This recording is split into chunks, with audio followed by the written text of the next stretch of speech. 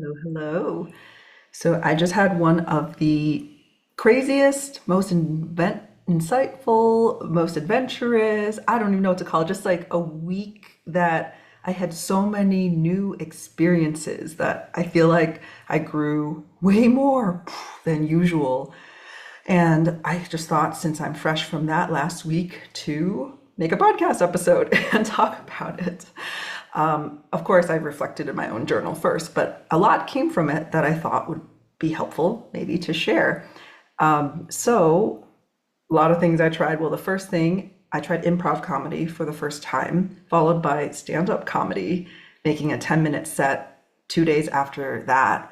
And it was to get myself more comfortable with public speaking, especially as a quiet, introverted person naturally with stage fright, as I'm sure so many people have. And I just thought, if I do something harder than what my actual goal is, which is to be a motivational speaker and teach and educate, by trying to also make people laugh and be funny, I'm just like, if I can do that, then the regular speaking gigs should be a piece of cake, right? Or should feel more easier.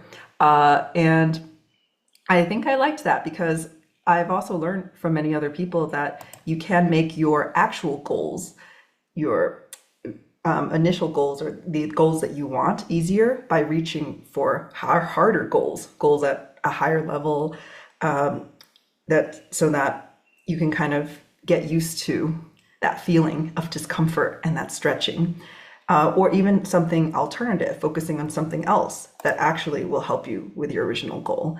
So, for example, if it's just simply like getting a yes from a customer or somebody, you can just aim for, I'm just gonna go out and get 100 no's. And like somewhere along the way, hopefully one person will say yes, but if not, then you just get really comfortable with rejection, and you build those muscles. So I really like that. You kind of not distract yourself, but you focus on something that, especially that you can control. It's like, oh yeah, I can just go ahead and make the ask. And so that's a way to grow in a way that doesn't feel so scary that you're directly confronting it. So for me, it was just a surprising experience, though, that I enjoyed it more than I thought. I will include a snippet or clip of it, and the rest of it is on YouTube, of my comedy set at the end of this sharing. But I did notice that afterwards, I did feel like my nervous system felt like, whew, I overstretched myself. And then I noticed that, and instead of beating myself up about it, I was just extra kind to myself. I just said, it's okay. This is normal. Like it was such a high doing that and having it go better than I expected. Lots of laughs and everything that that high was followed by a crash the next day that I'm just like, there's no particular reason for this. Why did this happen? Quite interesting. And I recently read that book, The Upper Limit Problem by Gay Hendricks, which brought some insight into that feeling or that phenomenon as well. Is when we do have a really high, then our bodies, some part of us, is just used to a certain set point. So it tries to subconsciously balance it out or neutralize it even by giving you a low or a crash sometimes, or you might do something to self-sabotage even. And then, but if you bring awareness to that, then whew, you can recognize that's happening and then just be like, it's okay, that's just part of it. And maybe even allow yourself to stretch and adjust to a new higher set point. So that for me represented, like, or it manifested when I've overstretched myself, then I felt this sort of bone tired exhaustion the next day, even the 2 days after that. And even the thought of doing things that I normally would be okay doing, like laundry or grocery shopping, just felt extra hard. And I literally could feel that battery within me, both the social battery and just like energy in general, as really drained. And so I just allowed myself to cancel some plans, stay at home and rest. And even just being horizontal and reading or journaling, drawing, being out in nature, doing something to nurture myself really helped me recover after that. But yeah, that was quite something. And I realized too that to find where our exact boundaries are, sometimes we have to cross them or end up bumping up directly against them, which is quite uncomfortable, but we learned so much from that. And we know better for next time. So I definitely feel encouraged. It's been this far away bucket list thing to try comedy, but the opportunity just came up when a friend told me about it. It's an open mic specifically for stand up, and I was free that day, and I was like, you know what? Why save that bucket list item for someday? Why not just try it now? And I feel encouraged that I could do something scary, and it makes me more motivated to try new things, even more new things, because of so much that I learned about myself. Of course, it's important to take time though to reflect on them and give myself feedback and integrate all the learnings. So pacing them, but yeah, and also dissecting them, like just figuring out what did I like and what didn't I like, and did anything surprise me, and if so, what was that, and even what went against my previous image or reputation or understanding of myself. I didn't think of myself before as particularly funny. I never thought I would ever try stand-up comedy sometime. And I felt so removed from how I had viewed myself. I guess until some people started commenting and telling me like, Tony, you're hilarious, or, it's just so much joy eating with you, like, or just hanging out. I was like, oh, maybe there's something there, and maybe it's worth exploring something that I didn't quite think suited me, and then to find that, wait, I can. And then I think our view of ourselves expands, and every time that we try something new too, we discover new parts of us, new sides of us, because we are all so multifaceted. And just because of our discomfort and our body's desire to keep us safe and our brain's desire to keep us safe, so many of us never explore enough and find those pieces of ourselves that are in there and just needs a bit of attention. So yeah, that was quite a week. And there were a couple other things too that happened that week, involving more role playing than what I was used to as well. I think I'll share that more privately on my Substack. I am creating a Substack subscription for just my more personal stories on my blog. And yeah, so I will include the link for that. But one thing that I will mention though is like being back in Thailand now for a month. Chiang Mai was somewhere that I've been to 4 times already, and I considered a home base. Although I came back just wondering, will it still feel like home? Because the closest friends I had here are gone now. They were nomads too, or they've moved on, or they've stopped nomading and settled back where they came from.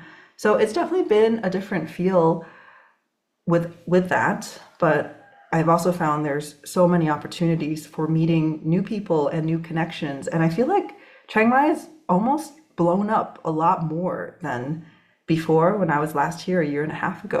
Now it feels like there are way more activities. You can find anything that you're interested in truly. And it's such a small, compact, and walkable tiny city. It's really cool. You can literally find anything except a beach, which I'm finding is really nourishing for me. Swimming pools are great too, but just being in the ocean, I feel like surrounded and embraced by water really helps me feel like I can reset and connect with myself more deeply and like wash off anything else external. So that's my only complaint about this place. But I love like finding communities that I never expected here, and they're so open-minded, and you can just find anything that you might be curious about here.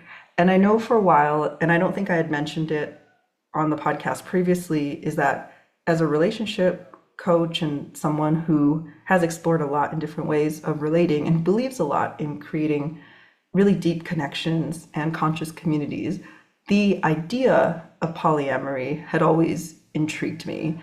But I had always thought, there's no way I feel like my nervous system could handle that because of the jealousy and the insecurity. And just, I think for me personally, having had changing of caregivers and subconscious abandonment wounds before I was 3, I just miss, or I want to be first priority to somebody. I mean, after we prioritize ourselves, of course, but that had always felt really important to me. But then I started exploring, like, well, what would that be like if maybe I considered a hierarchical polyamory structure where you do have this primary partnership, but you're still open to other connections. And this is perhaps best saved for a different episode, but or even the thought of having a little family, the polycule, the polyfidelity is what it's called, the thruple or the quadruple or just whatever amount of people. So you have the variety, but you also have the safety and stability of a closed system. I was just thinking that maybe that could work for me too, but it's like so hard to find even just one person I deeply connect with and who wants the same future and visions and lifestyle that I do, because I'm still quite nomadic and I really enjoy that adventure. And I just don't think, I think I could settle in a home base for a period of time, but the world is so big, I don't want to stop exploring it. So just thoughts like that I've been contemplating, and being able to have discussions with people here who are practicing alternative lifestyles and alternative ways of relating has been really eye-opening. And even like going on a date with someone who was polyamorous and noticing what arose within me and the thoughts and everything. And there was a part of me that even noticed the snapback, the rebound effect. You may have seen this chart where it's like, here's your comfort zone, and then there's the stretch zone right outside it. And then, but going beyond the stretch zone is the danger zone. And if you do stretch yourself too far, sometimes you can snap back like a rubber band, but then your comfort zone actually shrinks. So for a period of time, you may have less capacity or less flexibility because you've overstretched yourself in that. And I noticed that me trying out polyamory, like in the slightest way, dipping my foot in, made me snap back and realize how important the values of loyalty and commitment in monogamy are to me. So sometimes we need to experience the exact opposite or our shadows in order to integrate or learn things at a more experiential level rather than just thinking about it in our heads and imagining things. So yeah, I will go into that more in another episode, I think, but just wanted to share that this was a very eventful week, but very, very satisfying, rewarding, eye-opening. And yeah, definitely, this year particularly, I feel like this is one of the years of the most growth for me, and the most deepening and grounding into just more knowing who I am, what my values are, what I stand for, all those things, just like going deeper in another layer. So I invite you to reflect on what has been, what you would say, the most eventful or transformational or impactful week or month or year that you have had, and what made it that way. And, or what is it that you would like to do or try that has been on your bucket list for a long time, but you always feel like it's not the time. And I challenge you that why not right now? Why not next week? Why not just give it a try and see what happens? You don't need to plan it all out. You just need to take that first step and see what happens, or to respond to that person's random invitation for you to try something new. And yeah, feel free to send me a message if you ever want to chat about it or just get a little bit of encouragement or feedback on what your growth edge is, or what you feel that you're wanting to explore next for yourself. Alrighty, that's all for this episode. I will put a plug again at the end that I'm doing an in-person retreat in Taiwan with a co-facilitator, and it will be for women only, for storytelling, for healing, and for really getting to know ourselves and birthing our stories through whatever creative medium, writing, drawing, skits, acting it out. We are here to support you in birthing that, and also to connect with your roots. If you are Taiwanese or Chinese or any kind of Asian diaspora, you are welcome. And we have ancestral tools and healing modalities such as I Ching readings and ink calligraphy, and a lot of other ways that will connect with the wisdom of our ancestors and all those good things. And that will be at the end of November of this year. So we're still taking applications. So just email me or reach out on my website or to Stephanie, which I'll include with this episode as well, if you're interested and just want more information or you'd want to chat about it. All right, thank you. I'll see you sometime, hopefully not next month or next quarter. Trying to keep to these podcast episodes at least once a month. So thanks for listening, as always. See you next time.